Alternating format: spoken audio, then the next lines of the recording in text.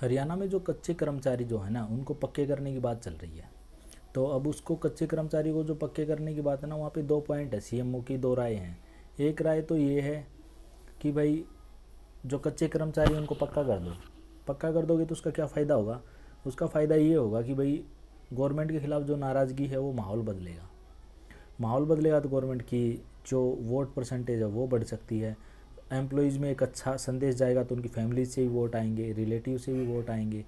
दूसरी राय ये है कि भाई जो गवर्नमेंट एम्प्लॉयज़ हैं उन्होंने भाजपा की मुखालत की है, किसमें, जो अभी लोकसभा के इलेक्शन हुए थे उसमें।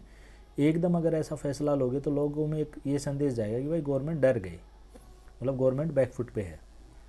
तो दो दो मतलब यहाँ पे इनके सीएमओ के तथ्य हैं, मतलब इंटरनल रिसोर्स ये कहते हैं। सीएम ये कह रहे हैं कि भाई हम जब भी कोई फैसला लेंगे तो बताएंगे कि भाई सेवानिवृत्ति की एज हमें 60 करेंगे या कच्चे कर्मचारी को पक्का करेंगे, तो उसके बारे में हम मीडिया को ज़रूर बताएंगे। ऐसा कुछ नहीं है कि जिसमें छुपाने जैसा है। तो ये बात ये है। तो हरियाणा गवर्नमेंट ने जो कर्मचारियों को चेतावनी भी दी है, उसके बावजूद भी अधिकारी कर्मचारियों को सूची पे कच्चों को पक्का करने की बात चल रही है और 58 से 60 साल एज करने की बात चल रही है। तो दोनों ही सूरत में ना गवर्नमेंट कोई रिस्क नहीं लेना चाहती।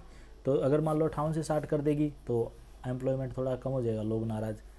अगर 58 ही रखेगी तो जो प्रेजेंट एम्प्लॉय है उन पे फ़र्क पड़ेगा।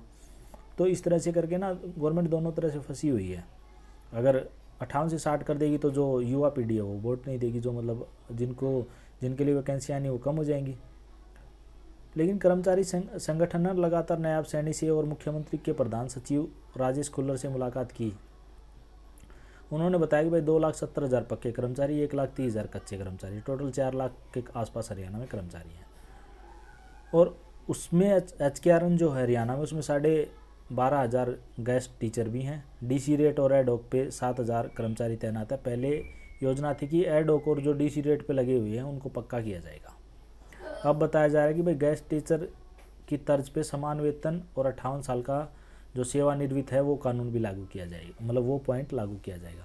तो यहाँ पे ना कुल मिला के 2-3 बातें चल रही हैं। हो सकता है गवर्नमेंट ये वाली बात मान जाए और पक्का कर दे, ये वाली बात मान जाए और कर्मचारियों को जाता जाता पक्का कर दे कि भाई हाँ वोट, इससे तो उनके वोट बढ़ेंगे। देखो क्या होता है।